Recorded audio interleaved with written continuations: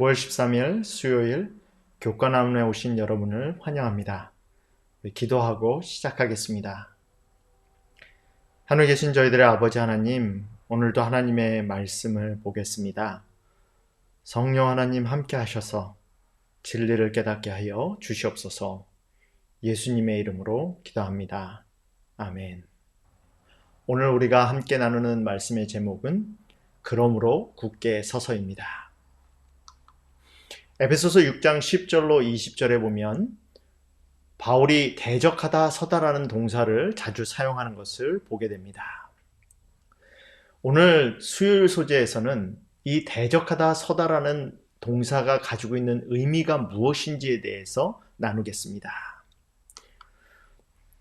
영어 성경에 보면 확실하게 stand, 서다라는 뜻으로 적혀 있습니다. 6장 11절에 보면 대적하기 위하여라고 쓰여 있는 이 한국어 번역이 영어 성경엔 to stand against 라고 적혀 있어요. 또 6장 13절에 보면 대적하고라는 이 단어도 영어 성경에 보면 to stand.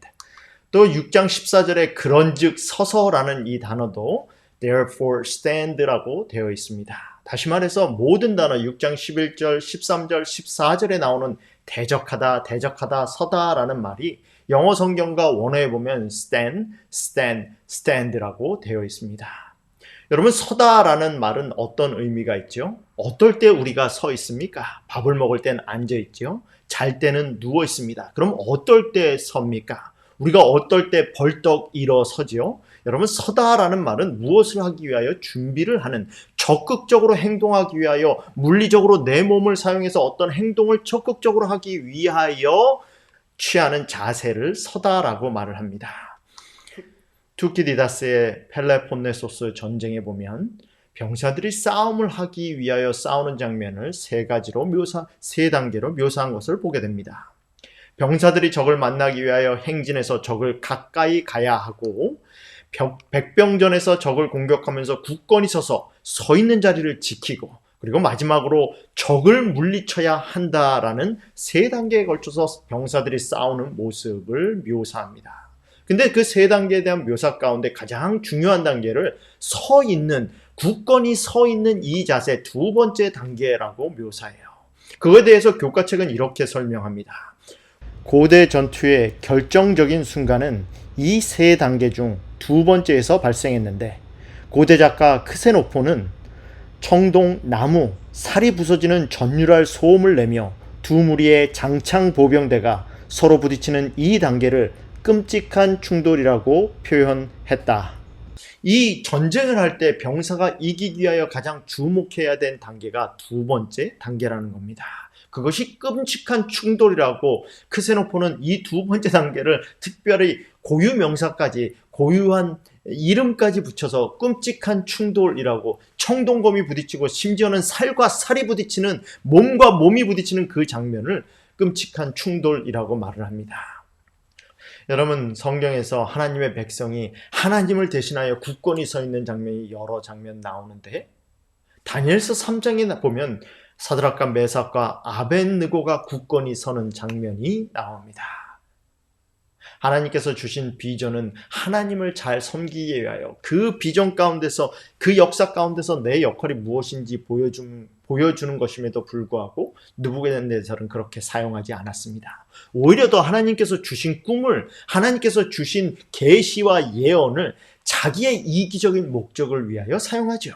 자기가 꿈을 통해서 본 그 신상을 금으로 만든 신상으로 만들어 놓고, 내 나라, 내 왕국이 영원할 것이니 그것에다 절하라라고 표현을 합니다. 그것에 대해서 어떻게 합니까? 사드락과 메삭과 아벳느고는 굳건히 서서 저항합니다. 수천 명이 그 아래서 절을 하고 있는데 사드락과 메삭과 아벳느고가 잠시 숙인다고 표가 날까요?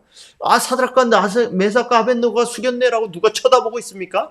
아무도 모를 거예요. 그냥 수천 명 가운데 묻혀서 잠시 고개를 숙이면 됐을 겁니다. 그러나 사드락과 메삭과 아벳느고는 모든 사람 가운데서 굳건히 서서 그들이 하나님 외에는 다른 신을 섬기지 않는다, 절하지 않는다라고 굳건히 서 있는 모습을 보게 됩니다. 왕이 사드락과 메삭과 아벳느고를 아끼는 충신이었기 때문에 두 번째 기회를 주지요. 내가 너희를 내가 너희에게 두 번째 기회를 줄 테니까 이 신상에게 절을 하라라고 말합니다. 두 번째 절을 하라고 말했을 때 사드락과 메삭과 아벳느고의 대답을 보면 그들이 얼마나 하나님 편에 굳건히 서 있나를 보게 됩니다. 사드락과 메삭과 아벳느고는 이렇게 대답하지요.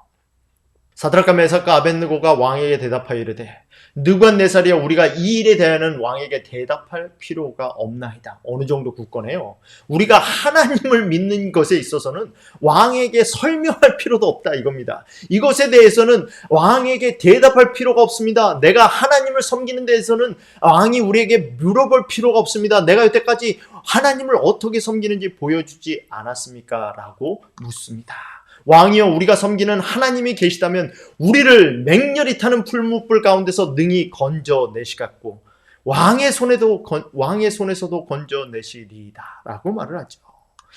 그렇게 하지 아니하실지라도 얼마나 굳건히 서 있습니까? 우리가 불 가운데 죽을지라도 왕이여, 우리가 왕의 신들을 섬기지도 아니하고 왕이 세우신 금신상에게 절하지도 아니할 줄을 아옵소서. 우리는 왕이 섬기는 신을 섬기지도 않을 뿐더러 그냥 잠깐 절하는, 이 신상에게 잠깐 절하라고 왕이 요청하는 것도 듣지 않겠습니다라고 공표를 합니다.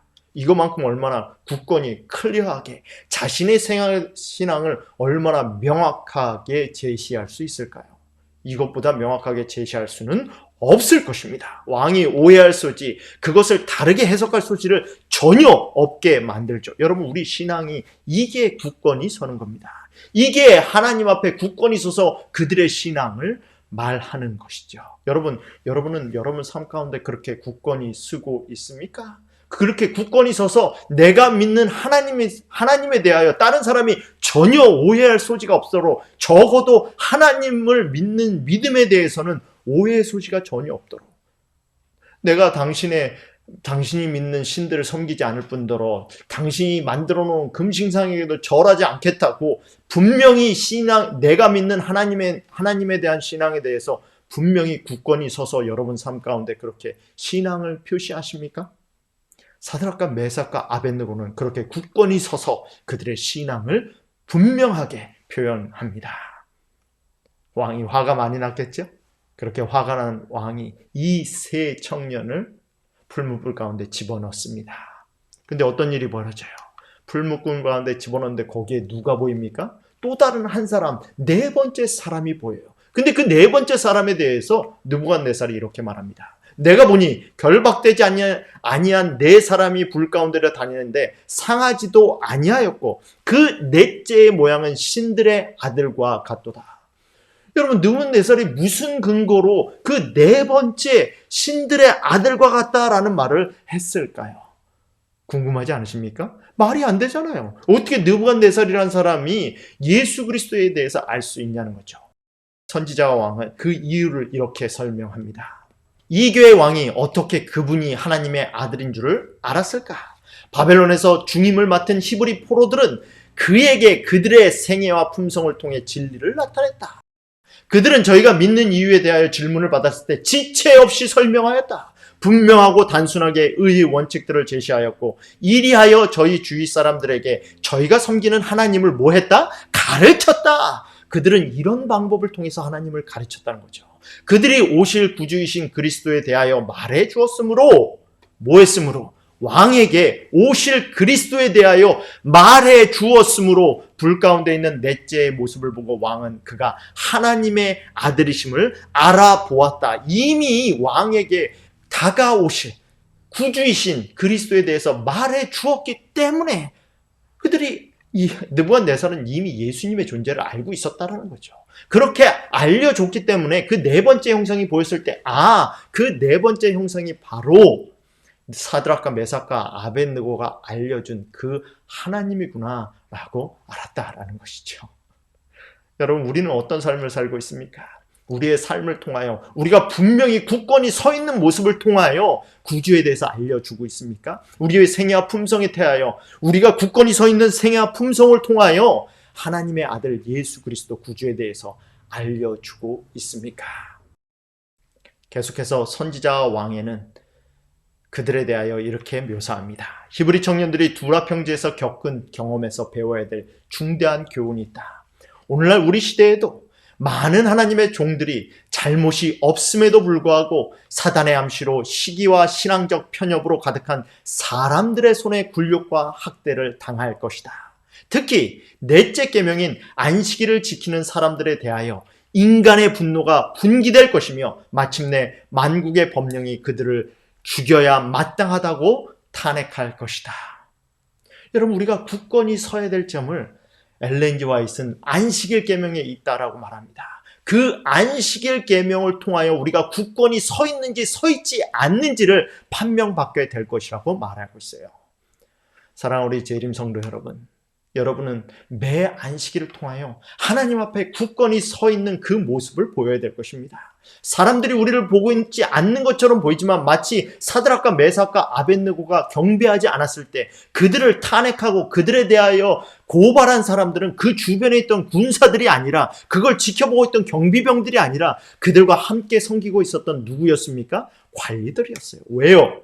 그들이 시기했기 때문에. 그들이 섬기는 하나님에 대해서 종종 말하는 것에 대해서 듣고 있었던 그 동료 관리들이 사드락과 메삭과 아벳느고를 느부갓네살에게 고발했다라는 거죠.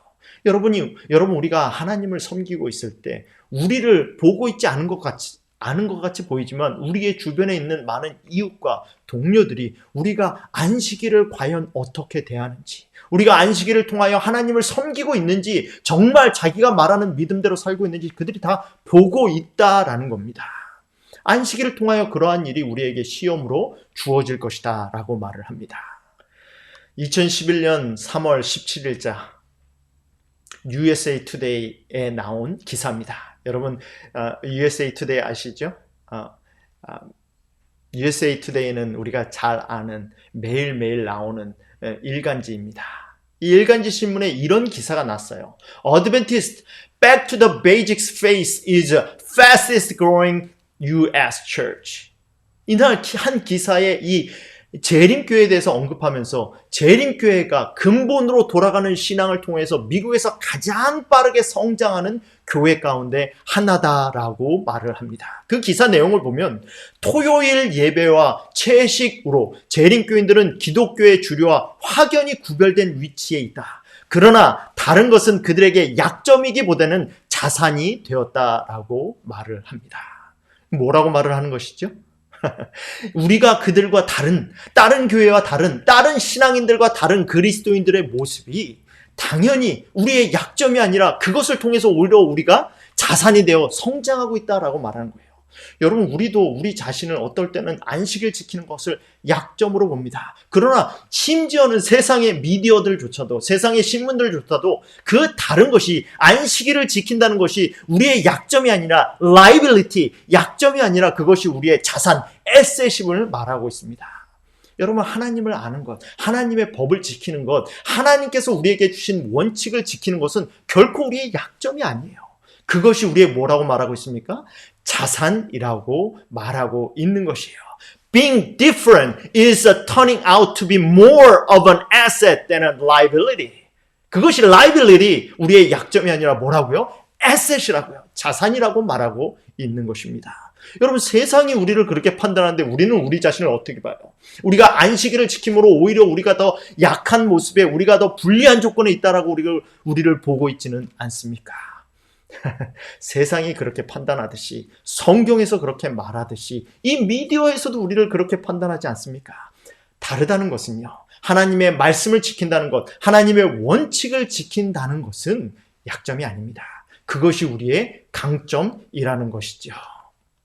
여기에 기본적으로 모든 것을 근본으로 돌아가려는 신앙인들이 있습니다. 그들은 하나님이 주신 법과 명령이 무엇을 의미하며 어떻게 삶에 적용할 수 있을까를 묻습니다. 여러분, 데니얼 쇼라는 아주 유명한 풀러 세미나리의 신학 교수입니다. 선교학 박사죠. 이 사람이 재림교회가 왜 성장하는지에 대해서 인터뷰를 통해서 이 신문에 말을 합니다. 여기에 그들이 기본적으로 근본으로 돌아가려는 신앙인들의 사람이 있습니다. 그들이 주로 하는 질문은 무엇이냐?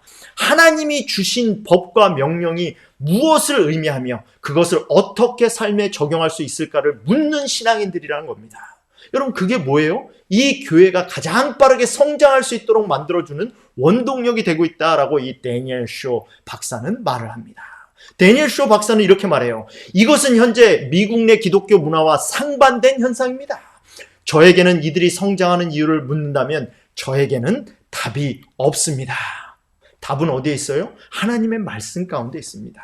진리를 믿는 것, 하나님의 명령을 따르는 것, 하나님의 명령을 따르려면 어떻게 해야 되고 그것을 삶에 적용하기 위해서는 어떻게 해야 되는지 묻는 것, 그게 가장 강점이라는 것이죠. 여러분, 가장 빠른 길, 가장 소득이 있는 길, 가장 성공할 수 있는 길은 하나님의 길입니다. 하나님의 명령을 지키는 것이죠. 그걸 지금 말하고 있는 거예요. 계속해서 선지자 왕에는 이렇게 설명합니다. 하나님의 백성들 앞에 있는 고통의 때에는 흔들리지 않는 신앙인이 요구된다. 하나님의 자녀들에게는 하나님만이 그들의 유일한 예배의 대상이시다. 거짓 예배에 대한 한치의 양보도 생각할 수 없으며 비록 생명을 바친다 해도 양보할 수 없다는 사실을 명백히 하여야 한다. 마음이 충성스러운 사람들에게는 죄 많고 유한한 사람들의 명령은 영원한 하나님의 말씀에 비하면 아무런 의미가 없다. 그들은 비록 투옥이나 추방이나 죽음을 당한다 할지라도 진리를 순종할 것이다. 오늘 존 맥베이 박사는 우리에게 질문합니다. 우리는 과연 굳게 서고 있는가? 매주 우리에게 주어지는 신앙을 굳게 서라고 하는 그 안식일 말씀에 대해서 우리는 과연 진리로 굳게 서서 예수 그리스도에 대하여 그 진리를 통하여 사람들에게 전하고 있는가라고 묻습니다. 바라기는 우리가 이 질문에 예라고 응답할 수 있는 우리가 되길 바랍니다. 여러분 기억하세요. 하나님이 주신 말씀은 라이빌리티가 아닙니다. 에셋이에요. 그 에셋으로 자산을 자산으로 삼아서 전진할 수 있는 저와 여러분이 되기를 간절히 바라면서 오늘 연구를 마치겠습니다. 하늘에 계신 하나님 아버지, 오늘 우리가 신앙 안에 굳게 선다는 것이 무슨 의미인지 대하여 살펴보았습니다. 아버지 하나님, 오늘 말씀을 통해서 살펴본 이것처럼 우리가 하나님 말씀 가운데, 하나님의 원칙 가운데, 하나님의 명령 가운데 굳게 설 수 있도록 인도하여 주시옵소서. 예수님의 이름으로 간절히 기도합니다. 아멘.